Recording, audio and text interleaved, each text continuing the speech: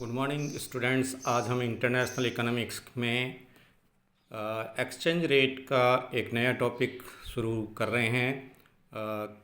जो MA final economics में international economics के स्टूडेंट्स के लिए और साथ ही बीए सेकंड ईयर में भी इस टॉपिक में विद्यार्थियों के लिए वीडियो में महत्वपूर्ण जानकारी प्रदान की जा रही है। आप इसे गहराई से समझें। आज जो हम टॉपिक ले रहे हैं वह एक्सचेंज रेट डिटर्मिनेशन का मिंट पार पैरिटी थ्योरी है। टंकण मूल्य क्षमता सिद्धांत कहा जाता है। इस सिद्धांत के अंतर्गत देशों के मुद्राओं का आंकलन स्वर्णमान की कीमतों के साथ जोड़ करके किया जाता है और फिर एक जो एक्सचेंज रेट तय होती है उस एक्सचेंज रेट के दो जो ऊपरी सीमाएं और निचली सीमा जो तय होती है जिसके बीच में विनिमय दर के रहने की संभावना बनी रहती है। तो विद्यार्थियों, आज आपको जो ये सिद्धांत बताया जा रहा है टंक क्षमता सिद्धांत, इसको आप अच्छी तरह से समझने का प्रयास करें क्योंकि यह परीक्षा की दृष्टि से बहुत ही इम्पोर्टेंट चैप्टर है। और मिंट पार थ्योरी जैसा कि बताया गया है कि एक्सचेंज रेट डिटर्मिनेशन की ये थ्योरी है। जब दो देशों में समान धात्विक मान पर आधारित मुद्रा व्यवस्था विद्यमान हो, यानी दो देश और समान धात्विक मान के मतलब गोल्ड से मुख्यतः लिया जाता है पर आधारित मुद्रा व्यवस्था विद्यमान हो, तो दोनों के बीच जिस आधार पर विनिमय दर का निर्धारण होता है उसे टंकण मूल्य क्षमता सिद्धांत कहा जाता है। मिंट पार पैरिटी थ्योरी का अर्थ यह है कि दोनों देशों की मुद्रा में स्थित धात्विक भार का अनुपात ही दोनों के बीच विनिमय दर के रूप में लिया जाता है। और इसे उदाहरण के लिए 20वीं शताब्दी के प्रारंभ में डॉलर तथा पाउंड के बीच इसके धात्विक भार के आधार पर ही यह अनुपात जो तय होता था वो एक उदाहरण से बताया गया है, जिसे आप चाहें तो यहाँ नोट कर लें और समझने का प्रयास करें कि जैसे इसमें बता रखा है कि 1 पाउंड बराबर 123.274 ग्रेन स्टैंडर्ड, और चूंकि 12 ग्रेन स्टैंडर्ड का मूल्य बराबर होता है 11 ग्रेन विशुद्ध धातु के, और फिर 232.2 ग्रेन विशुद्ध धातु बराबर हुई 10 डॉलर के विशुद्ध के बराबर। इस प्रकार डॉलर व पाउंड की विशुद्ध धातु की मात्रा के आधार पर जो विनिमय दर तय होती है वह आपको बताया गया है कि जैसे 1 पाउंड बराबर हो जाएगी आपको 123.274 इंटू 11 जो ग्रेन विशुद्ध धातु का है इंटू तो $10 है divided by 12 grain standard into जो डॉलर का जो ग्रेन स्टैंडर्ड बताया गया 223.2, और इस प्रकार जो ये सॉल्व करते हैं तो आता है डॉलर बराबर 4.866। यह अनुपात जो है वह 1 पाउंड बराबर 4.866 डॉलर के बराबर पाउंड स्टर्लिंग और डॉलर के बीच विनिमय की टंकण क्षमता कहलाता है तथा दीर्घकाल में इसी आधार पर दोनों मूल्यों के बीच विनिमय दर कायम होती है। अल्पकाल में बाजार विनिमय दर व दैनिक विनिमय दर साम्य जो दीर्घकाल की बात कही जाती है विनिमय दर से भिन्न होती है। यानी अल्पकाल में जो है वह बाजार विनिमय दर या दैनिक विनिमय दर जो दीर्घकालीन साम्य है वो भिन्न होता है तथा निर्दिष्ट सीमाओं के बीच बदलती रहती है, परंतु दीर्घकाल में टंकण मूल्य क्षमता द्वारा निर्धारित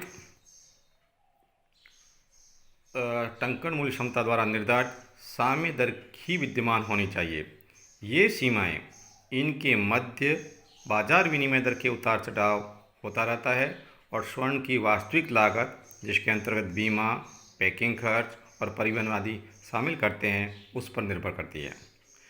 कोई व्यक्ति काफ़ी मात्रा में डॉलर को पाउंड में निम्नलिखित 2 प्रकार से परिवर्तन कर सकता है। पहला, वह सामान्य रूप से डॉलर बेचकर स्टर्लिंग खरीद लें, अथवा दूसरा, वह उतने मूल्य का सोना अमेरिका से इंग्लैंड को भेज रहे। तो यह जो विनिमय दर बताई गई है वह आपको दो देशों की मुद्रा का उनके बीच धातु यानी सोने के बीच से क्रय करने की क्षमता आधार पर तय है।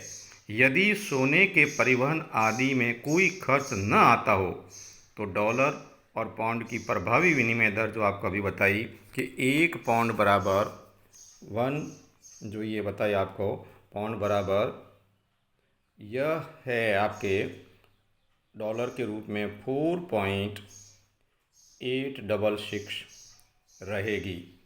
परंतु यदि स्वर्ण के स्थानांतरण से संबंध अभी यदि गोल्ड का ट्रांसफ़र होता है तो उसमें जो परिवहन है, बीमा है, पैकिंग का जो एक्सपेंडिचर है उसको भी दृष्टिगत रखते हुए जो विनिमय की दर होगी वह 1 पाउंड बराबर डॉलर के रूप में 4.866 नहीं रह सकती। क्यों नहीं रह सकती? उसमें ये परिवहन, बीमा, पैकिंग आदि की जो रेट जोड़ने से इसमें परिवर्तन आ जाता है।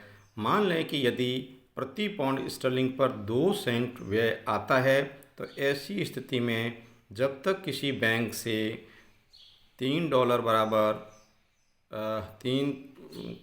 बराबर 4.866 डॉलर की दर पर या इससे कम मूल्य पर डॉलर उपलब्ध होते हैं, अमेरिका से स्वर्ण का निर्यात नहीं होगा। इसी प्रकार यदि इंग्लैंड का व्यापारी तब तक सोने का अमेरिका से आयात करना पसंद नहीं करेगा जब तक कि विनिमय दर पाउंड के रूप में 1 पाउंड बराबर 4.846 से अधिक है। यानी ये दो सीमाएं तय की गई है जिसमें बताया गया है कि एक देश दूसरे देश से जो वस्तुओं का आयात निर्यात है वह किन किन परिस्थितियों में कर सकता है। तो ये बताया गया है कि यदि यह दर रहती है तो करना पसंद करेगा, दर ये नहीं इससे कम या अधिक होती है तो वह पसंद नहीं करता है। तो डॉलर तथा पाउंड स्टर्लिंग के बीच बाजार विनिमय दर इन्हीं दो सीमाओं के बीच बदलती रहती है। यानी दो सीमाएं कौन सी? 1 पाउंड बराबर डॉलर के रूप में 4.86 और दूसरा है 1 पाउंड बराबर 4.846 के बीच में बदलती रहती है। और यह बिना स्वर्ण का हस्तांतरण किए डॉलर और पाउंड का विनिमय इस पर होता रहेगा। ये सीमाएं ऊपरी और निचले स्वर्ण बिंदुओं अपर और लोअर गोल्ड प्राइसेस के नाम से जानी जाती है। ऊपरी सीमा के निर्धारण हेतु टंकण समता विनिमय दर में स्वर्ण के हस्तांतरण की लागत को जोड़ दिया जाता है। यानी ऊपरी कौन सी होगी? जिसमें स्वर्ण के जो हस्तांतरण करने में जो कॉस्ट आती है उसको जोड़ देंगे तो ऊपरी सीमा हो जाती है। और विनिमय की निचली सीमा के लिए जो ये स्वर्ण हस्तांतरण की लागत है जिसमें परिवहन है, बीमा है, पैकिंग आदि को घटा दिया जाए तो वो निचली दर होगी। और इन्हीं ऊपरी और निचली दरों के बीच में कोई भी साम्य विनिमय की दर रहती है जिसके बीच व्यापार करना पसंद करते हैं दोनों देशों के लिए। और यदि आप इसको रेखा चित्र में यदि आप देखना चाहें तो ये बताया गया है कि चित्र में जहाँ एक्स अक्ष पर आप देखिए विदेशी विनिमय की मांग और पूर्ति बताई गई है और वाई अक्ष पर विनिमय की दर बताई गई है। आप देखिए जो अल्पकालीन मांग वक्र है जैसे D1, पूर्ति वक्र है S1, फिर D2, S2, D3, S3 और इनके मांग और पूर्ति के साम्य से मिलाते हुए जो बाजार विनिमय दर तय होती है जो डॉट डॉट रेखा द्वारा आपको चित्र में बताई गई है। आप इसे गौर से देखिए तो ये बाजार विनिमय दर है। और दो इसके स्वर्ण के जो ये देखिए ये स्वर्ण निर्यात का बिंदु है उच्चतम बिंदु, इसमें परिवहन की लागतें हस्तांतरण व्यय जोड़ा हुआ है। और यह जो निचली है जिसमें स्वर्ण आयात का बिंदु यानी हस्तांतरण लागतें वगैरह इसमें घटा दी जाती है। तो इन दो सीमाओं के बीच में विनिमय दर तय हुई है जो आपके अल्पकाल के लिए तो जो बाजार विनिमय दर है के द्वारा आपको स्पष्ट किया गया डॉट डॉट रेखा के द्वारा। बाकी ये जो दीर्घकालीन जो है साम्य विनिमय की दर ये इस लाइन से आपको स्पष्ट होती है जिसमें ये बताया गया है कि किस प्रकार दो देशों के इन सीमाओं के बीच स्वर्ण निर्यात बिंदु व स्वर्ण आयात बिंदु के नामों से जाना जाता है। और चित्र में ये दोनों सीमाएं भी प्रस्तुत की गई है, जो अभी मैंने आपको चित्र बताया, इनमें दो सीमाएं प्रस्तुत की गई है। डॉलर और पाउंड स्टर्लिंग के बीच जब विनिमय दर इन सीमाओं के मध्य विद्यमान रहती है, तब तक स्वर्ण का कोई हस्तांतरण अमेरिका से इंग्लैंड को नहीं होगा, और यदि विनिमय दर इन सीमाओं से कम या अधिक होती है तो स्वर्ण का हस्तांतरण करना लाभदायक होगा। परंतु वस्तुतः कोई भी अमेरिकी व्यापारी एक स्टर्लिंग पाउंड के बदले 4.846 जो डॉलर से अधिक डॉलर चुकाने की अपेक्षा ये अधिक उपयुक्त होगा कि वह स्वर्ण खरीद कर उसे इंग्लैंड को भिजवा दें। यानी फिर उसको ये तय करना होता है कि क्या वह डॉलर में मूल्य चुकाए या डॉलर के बदले में सोना दे दे। इसी प्रकार इंग्लैंड का व्यापारी भी ये सोचता है कि व्यापारी पाउंड स्टर्लिंग की विनिमय दर 4.846 में खरीद कर इसे इंग्लैंड भिजवा दे, और इंग्लैंड वाला ये सोचेगा कि वह 4.846 डॉलर से कम होने पर अमेरिका से सोना मंगवाना उसके लिए उपयुक्त होगा। तो यहाँ पर आपको बताया गया है कि डॉलर की एक पाउंड बराबर डॉलर में 4.846 की 8 और ये दो सीमाएं जो बताई गई है, इसको आप देखने का प्रयास करें। ये है कि एक पाउंड बराबर डॉलर के रूप में 4.846 जो स्वर्ण निर्यात बिंदु है, और दूसरा पाउंड के रूप में एक पाउंड बराबर डॉलर के रूप में 4.846 की सीमा को स्वर्ण आयात बिंदु के नाम से जाना जाता है। एक देश के लिए स्वर्ण निर्यात बिंदु, दूसरे देश के लिए स्वर्ण आयात बिंदु के नाम से जाना जाता है। और स्वर्ण निर्यात और आयात बिंदुओं को प्रस्तुतः दोनों सीमाओं के बीच बाजार विनिमय दर का निर्धारण अमेरिका में पाउंड स्टर्लिंग की मांग और पूर्ति पर निर्भर करता है। इसके संबंध में विद्यार्थियों आपको एक बात बता दी जाती है, कुछ इसकी सीमाएं भी है कि आज विश्व में कोई भी देश ऐसा नहीं है जहां स्वर्णमान विद्यमान हो। सन 1934 में ही विश्व में सभी देशों में स्वर्णमान का तैयार कर दिया गया था, और अनेक देशों में सरकारों का पूर्व अनुमति के बिना स्वर्ण का निर्यात अथवा आयात करना अथवा स्वर्ण धातु